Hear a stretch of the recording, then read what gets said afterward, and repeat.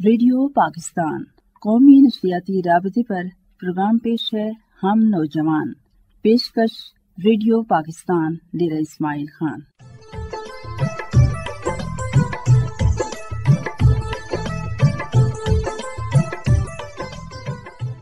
السلام علیکم۔ پروگرام ہم نوجوان کے ساتھ ریڈیو پاکستان ڈیرہ اسماعیل خان کے اسٹوڈیو سے میں ہوں آپ کی میزبان انم بلوچ۔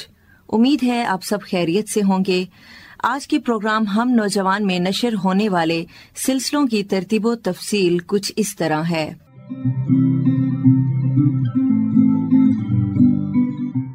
پروگرام کی ابتدا میں سلسلہ پیش کیا جائے گا فن پارہ، جس میں ضلع ڈیرہ اسماعیل خان سے تعلق رکھنے والے نوجوان اردو شاعر قاضی جواد احمد کا انٹرویو آپ سن سکیں گے، جبکہ ہمارے آج کے پروگرام ہم نوجوان کا دوسرا سلسلہ آپ سن سکیں گے جس کا نام ہے نئی منزلیں نئے راستے، جس میں کیریئر کونسلنگ کے حوالے سے ڈاکٹر محمد وسیم اکبر کا انٹرویو پروگرام کا حصہ ہوگا۔ پروگرام کا آخری سلسلہ آپ کے لیے پیش کیا جائے گا جس کا نام ہے یوتھ فورم۔ آج کے سلسلہ میں سیاحت سے منسلک نوجوانوں کی گفتگو آج کے پروگرام کا حصہ رہے گی۔ تو پیش ہے پروگرام کا پہلا سلسلہ جس کا نام ہے فن پارہ۔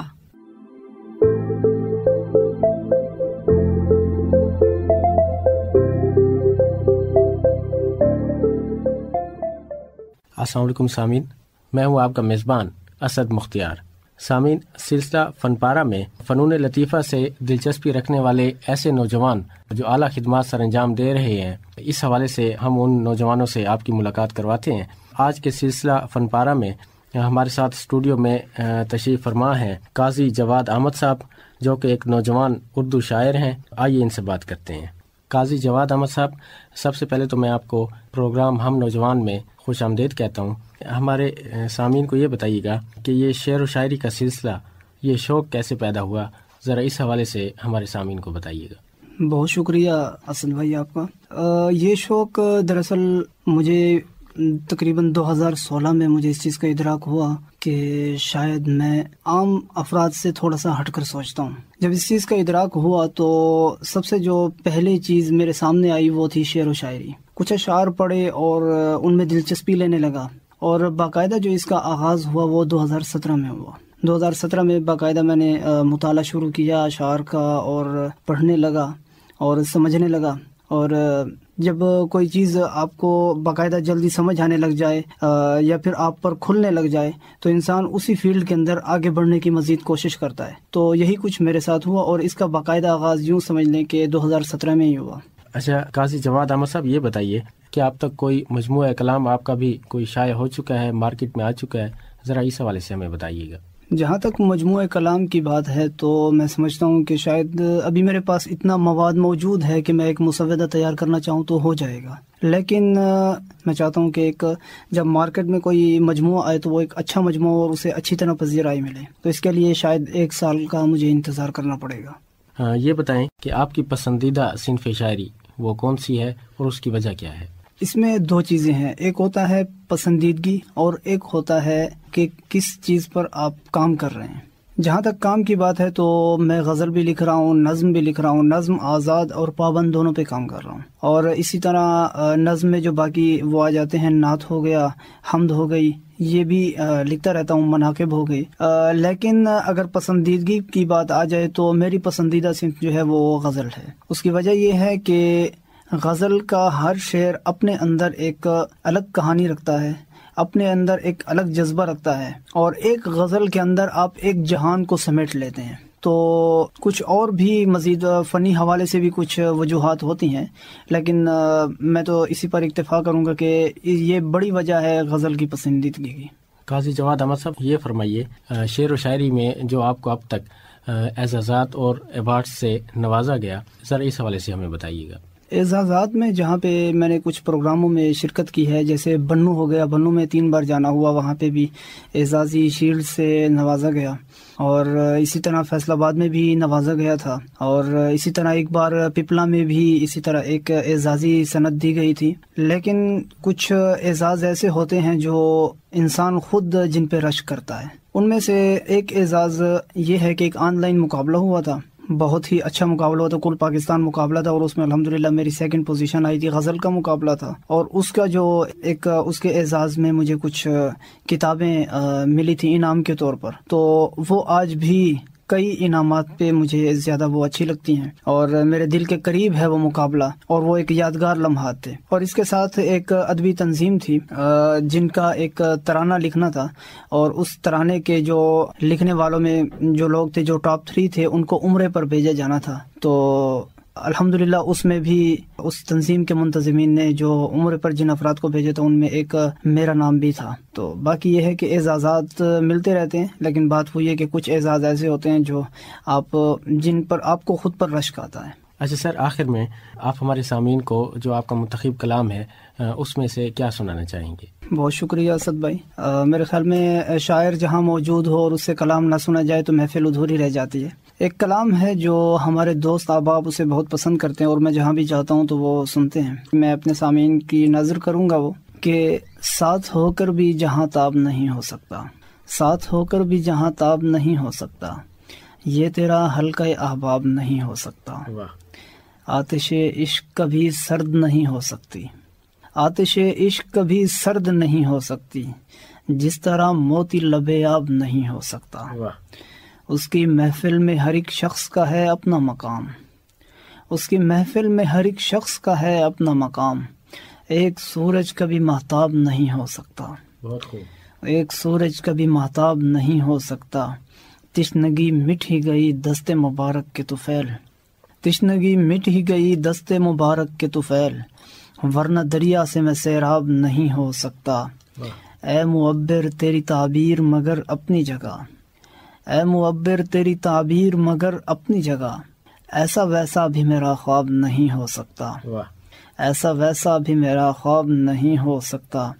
اور مبتلا اور بھی ہیں لوگ یہاں تیرے سوا، مبتلا اور بھی ہیں لوگ یہاں تیرے سوا، درد اب اتنا بھی نایاب نہیں ہو سکتا، درد اب اتنا بھی نایاب نہیں ہو سکتا.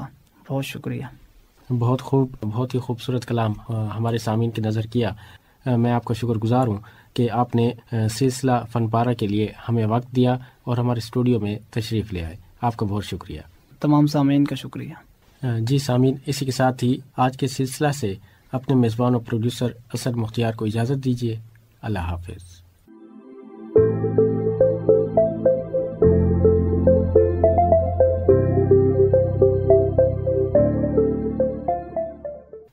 جی ساتھیو، اب پیش ہے سلسلہ نئی منزلیں نئے راستے، جس میں B S media studies degree programme کے حوالے سے ڈاکٹر محمد وسیم اکبر کا انٹرویو آپ کو سنواتے ہیں.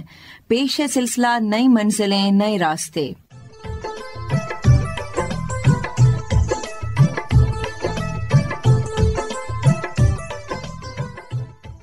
پروگرام ہم نوجوان میں آج ہمارا سلسلہ ہے نئی منزلیں نئے راستے. آج کے اس سلسلہ میں ہمارے ساتھ اسٹوڈیو میں تشریف رکھتے ہیں ڈاکٹر محمد وسیم اکبر صاحب، جو کہ سابق چیئرمین ہیں communication and media studies department, Gomal university, Dera Ismail Khan میں. ڈاکٹر صاحب سے آج ہم B S media studies degree programme کے حوالے سے بات کریں گے کہ اس پروگرام میں کون کون سے مضامین شامل ہیں اور میڈیا اسٹڈیز کی ڈگری مکمل کرنے کے بعد ایک نوجوان اپنے کیریئر کا آغاز کہاں پر کر سکتا ہے. اس حوالے سے نوجوانوں کو وہ کیا پیغام دینا چاہیں گے، اس پر مزید آج ہم بات کریں گے. سب سے پہلے تو سر اس ڈگری پروگرام کے حوالے سے ہمارے نوجوانوں کو کچھ بتائیے گا. سب سے پہلی بات تو یہ ہے کہ بی ایس ماس کمیونیکیشن یا میڈیا اسٹڈی ملک بھر میں آج کل مقبول ترین سبجیکٹ کے طور پر پڑھایا جا رہا ہے، اور مختلف سرکاری اور پرائیویٹ یونیورسٹیوں کے اندر بی ایس میڈیا اسٹڈی کا مضمون لازمی طور پہ شامل کیا گیا ہے.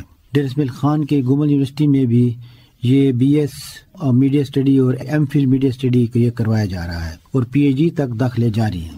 اچھا سر، بی ایس میڈیا اسٹڈیز میں کون کون سے ایسے سبجیکٹس ہیں، ایسے مضامین ہیں جو پڑھائے جاتے ہیں؟ ذرا اس حوالے سے بھی ہمارے نوجوانوں کو بتائیے گا. بی ایس میڈیا اسٹڈی میں مختلف سبجیکٹ پڑھائے جاتے ہیں، جیسے کہ میڈیا کی جو مختلف کمیونیکیشن تھیریاں ہیں، ماڈلز ہیں، وہ پڑھائے جاتے ہیں، رپورٹنگ پڑھائی جاتی ہے، سب ایڈیٹنگ پڑھائی جاتی ہے جو کہ بنیادی سبجیکٹ ہیں.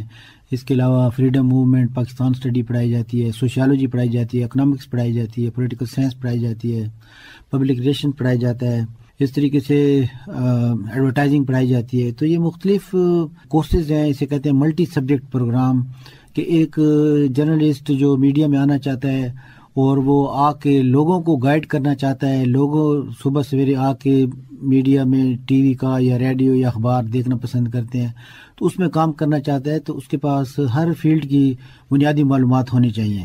ڈاکٹر محمد وسیم صاحب، یہ فرمائیے کہ میڈیا اسٹڈیز کی ڈگری مکمل کرنے کے بعد کون کون سے ایسے شعبے ہیں جہاں پر نوجوان اپنے کیریئر کا آغاز کر سکتے ہیں؟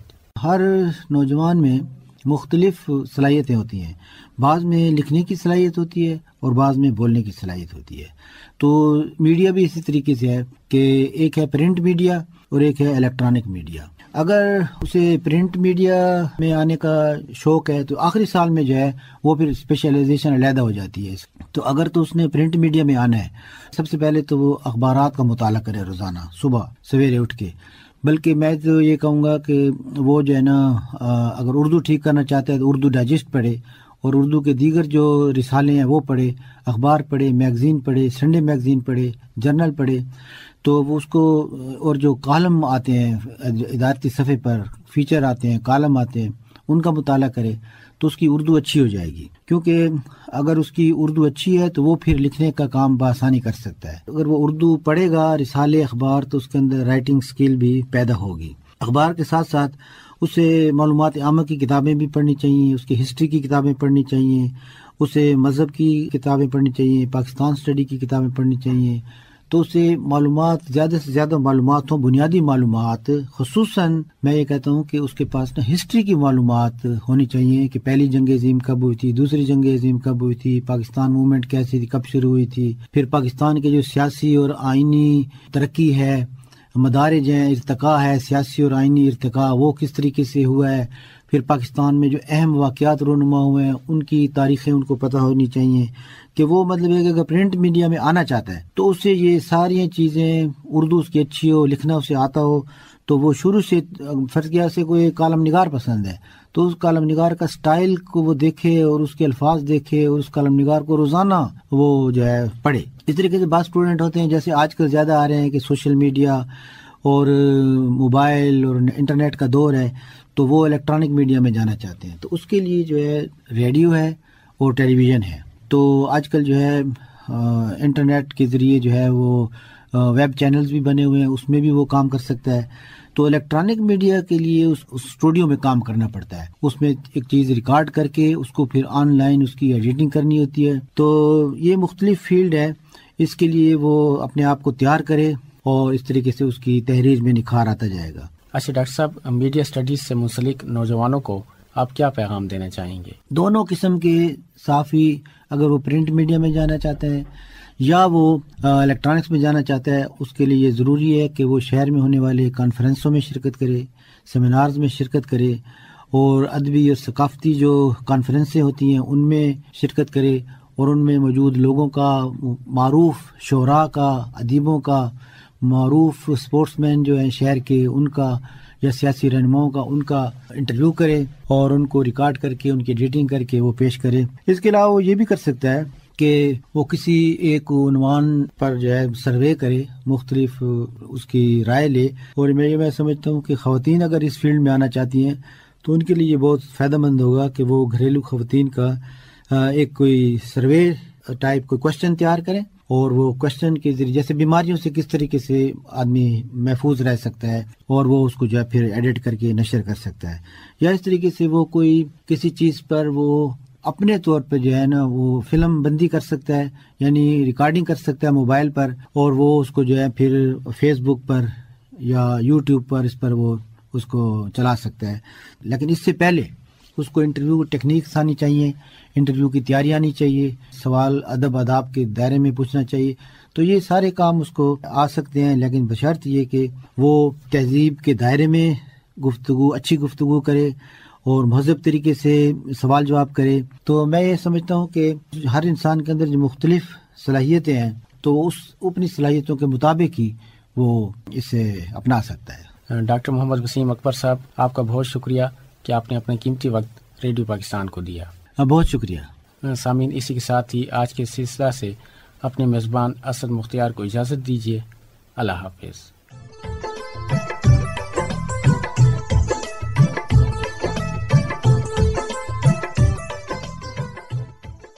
جی ساتھیو، ابھی آپ سن رہے تھے سلسلہ نئی منزلیں نئے راستے. آپ سن رہے ہیں پروگرام ہم نوجوان، اور یہ پیشکش ہے ریڈیو پاکستان ڈیرہ اسماعیل خان کی.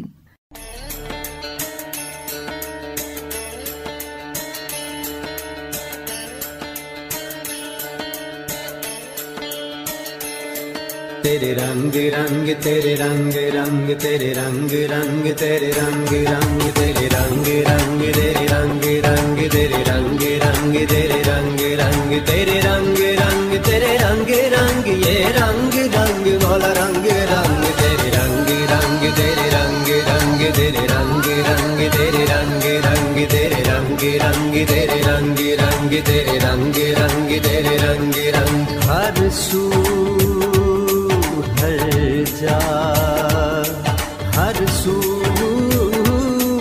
ہر جا تیرے رنگ رنگ تیرے رنگ رنگ تیرے رنگ رنگ تیرے رنگ رنگ تیرے رنگ رنگ تیرے رنگ رنگ تیرے رنگ رنگ تیرے رنگ رنگ.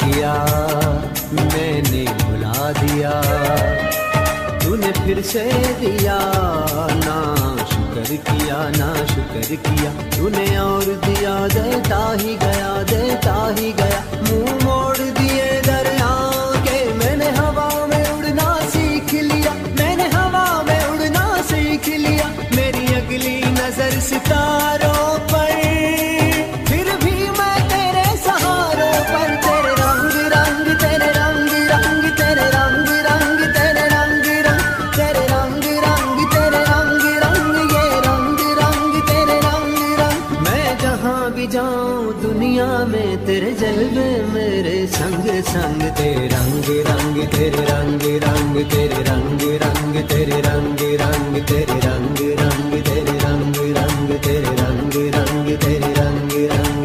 سارے سنی سارے مگر سارے سنی سارے پاما سارے سنی سارے مگا سارے سنی سارے پاما سما ما پاما پانی پانی نی سا سارے تیرے ما سارے نی سا پانی ما پانی سارے سانی پا منی پا گرے سا.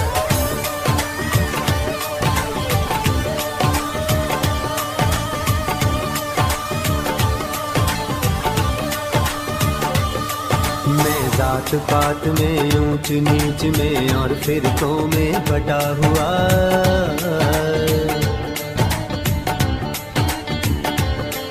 میں ذات پات میں اونچ نیچ میں اور فرقوں میں بٹا ہوا جو سچائی کو دھندلا دے دل ایسی گرد سے اٹا ہوا شکوا نہیں جسم کی مٹی سے پر روح بھی اب بےتاب نہیں تیرے حکم پہ چلنا ایک طرف تیرا نام بھی لینا یاد نہیں تیرا نام بھی لینا یاد نہیں تیرا نام بھی لینا یاد نہیں. کم سے کم مجھ کو لوٹا دے کم سے کم مجھ کو لوٹا دے وہ روح اور جسم کی جنگ جنگ تیرے رنگ رنگ تیرے رنگ رنگ تیرے رنگ رنگ تیرے رنگ رنگ تیرے رنگ رنگ تیرے رنگ رنگ تیرے رنگ رنگ تیرے رنگ رنگ. میں جہاں بھی جاؤں دنیا میں تیرے جلوے میرے سنگ سنگ تیرے رنگ رنگ تیرے رنگ رنگ تیرے رنگ رنگ تیرے رنگ رنگ تیرے رنگ رنگ تیرے رنگ رنگ تیرے رنگ رنگ تیرے رنگ رنگ. وے بھلیا سا مرنا نہیں گور بیا کوئی ہو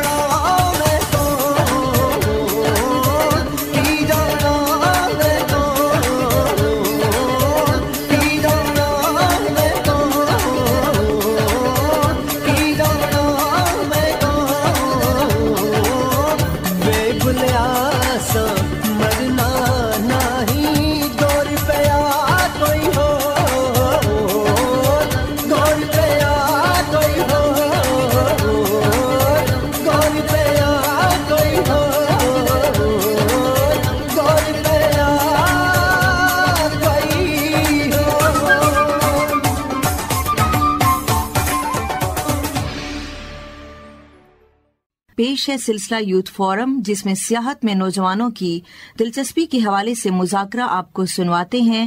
پیش ہے سلسلہ یوتھ فورم۔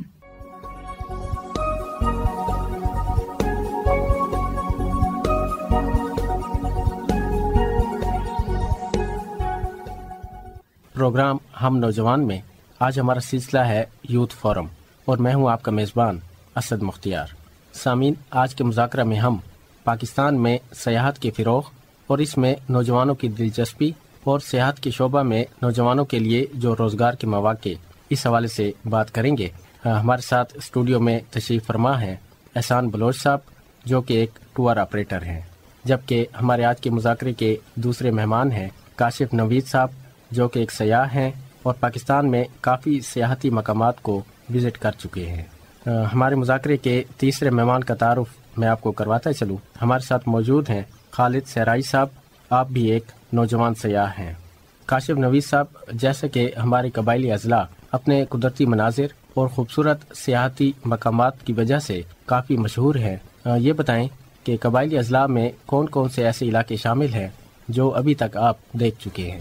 جس طرح ہمارے ناظرن ایریاز جو ہیں شمالی علاقہ جات، وہ جس طرح خوبصورتی سے بھرے ہوئے ہیں، سیم یہی کنڈیشن جو ہے یہ ہمارے قبائلی علاقہ جات جو ہیں، خصوصاً شمالی وزیرستان اور جنوبی وزیرستان، یہ بھی اسی طرح ہی خوبصورتی سے لدے ہوئے علاقے تصور کیے جاتے ہیں۔ یہاں برف باری بھی ہوتی ہے، یہاں آپ کو چشمے بھی ملتے ہیں، یہاں پہ آپ کو چھوٹی چھوٹی نہریں بھی ملتی ہیں، اور گرمیوں میں لوگ، خصوصاً ہمارے ڈی خان کے جو لوگ ہیں، یہ ماہ رمضان کی کوشش یہی ہوتی ہے ان کی کہ وہ وہاں ان علاقوں میں گزاریں۔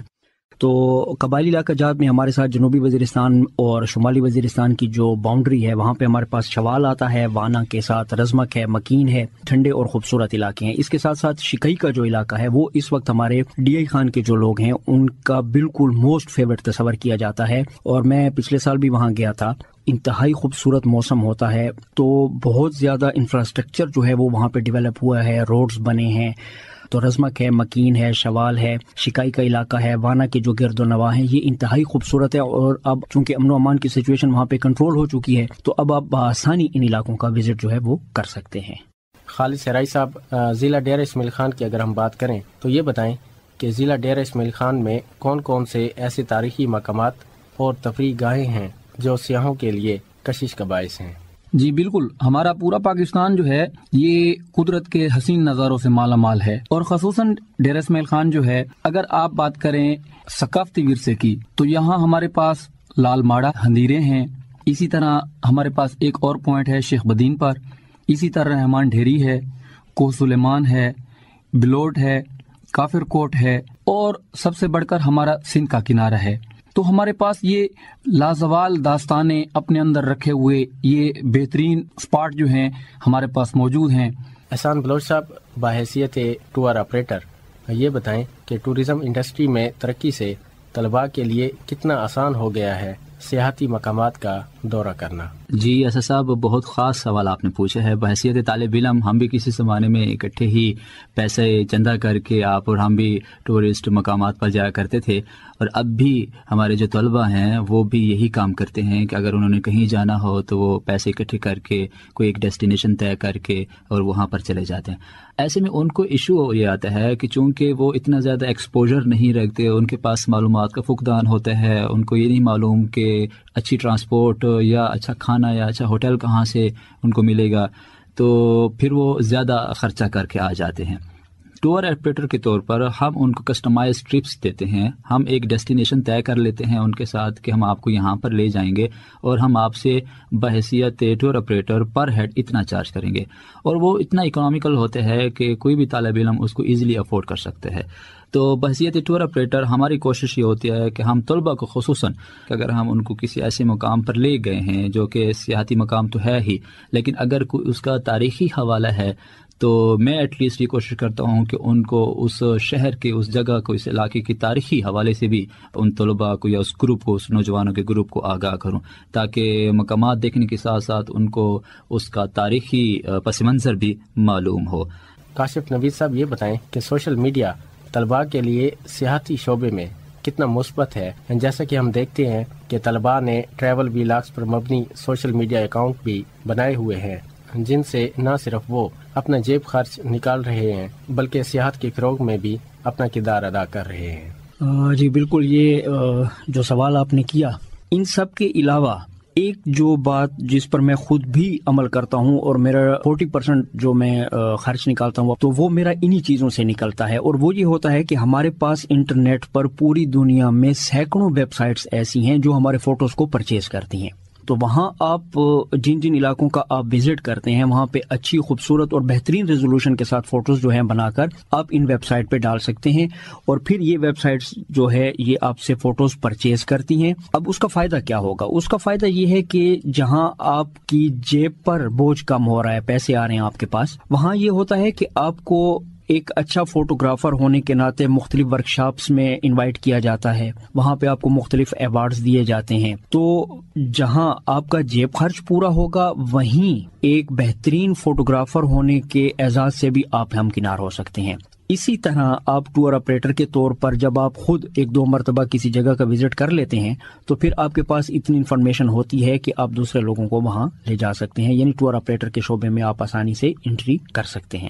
تو جن لوگوں تک آپ کا میسج پہنچ رہا ہوتا ہے بذریعہ ویڈیوز اور بذریعہ فوٹوز، تو وہ لوگ ان لوگوں کا گروپ بنا کر آپ آسانی سے ان کو لے جا سکتے ہیں. بے شک آپ اپنے علاقے کے اندر بطور ٹور آپریٹر کام کر کے، چاہے وہ گاؤں ہے، چاہے وہ ضلع ہے، چاہے وہ تحصیل ہے، آپ اپنے لیے پروفٹ بھی کما سکتے ہیں اور ان لوگوں کو آپ گائیڈ لائن بھی دے سکتے ہیں. مذاکرے کے آخر میں خالد سرائی صاحب یہ بتائیں کہ سیاحت کے شعبے میں کون کون سے ایسے اقدامات ہیں جو بطور سیاح آپ سمجھتے ہیں کہ اس میں مزید کیے جا سکتے ہیں؟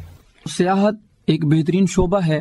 ایک عام ٹورسٹ کو جو مقامی ہے یا جو باہر سے آ رہا ہے اس کے لیے سب سے بڑا مسئلہ سستی رہائش کا ہے، اور دوسرا حکومتی لیول پر اور انٹرنیشنل لیول پر یہ ایسے میپ بنائے کہ جس سے ایک عام سیاح کو اس میں سہولت ملے. دوسرا یہاں پر میرے خیال میں ایک جو اور ایشو ہے وہ بارش ہے، کہ جتنے بھی آپ شمالی علاقہ جات کی طرف جاتے ہیں تو یہاں موسم کا کوئی پتہ نہیں چلتا کہ کس وقت موسم کیسا ہے. اگر حکومت ان مقامات پر بارش کے لیے شیڈز یا شیلٹر بنا دے تو یہ عام سیاحوں کے لیے اور جو باہر سے آنے والے سیاح ہیں ان کے لیے یہ مفید ثابت ہوں گے. جی سامعین، پروگرام ہم نوجوان میں آج ہمارا سلسلہ تھا یوتھ فورم، جس میں ہم نے آج پاکستان میں سیاحت کے شعبہ میں نوجوانوں کی دلچسپی اور اس میں نوجوانوں کے لیے روزگار کے مواقع کے حوالے سے بات کی. ہمارے ساتھ شریک گفتگو تھے احسان بلوچ صاحب جو کہ ایک ٹور آپریٹر ہیں، جبکہ ان کے ساتھ تشریف رکھتے تھے کاشف نوید صاحب اور خالد سرائی صاحب. آپ دونوں بھی نوجوان سیاح ہیں. میں آپ تینوں مہمانوں کا شکریہ ادا کرتا ہوں کہ آپ نے اپنا قیمتی وقت ہمیں دیا. بہت شکریہ ریڈیو پاکستان. اسی کے ساتھ ہی آج کے سلسلہ یوتھ فورم سے اپنے میزبان اسد مختار کو اجازت دیجیے. اللہ حافظ.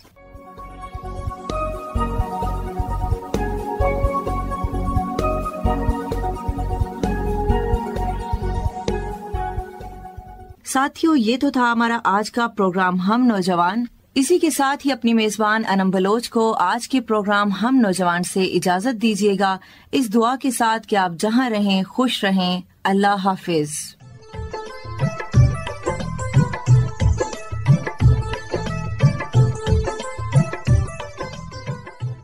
پروگرام ہم نوجوان آپ نے سنا.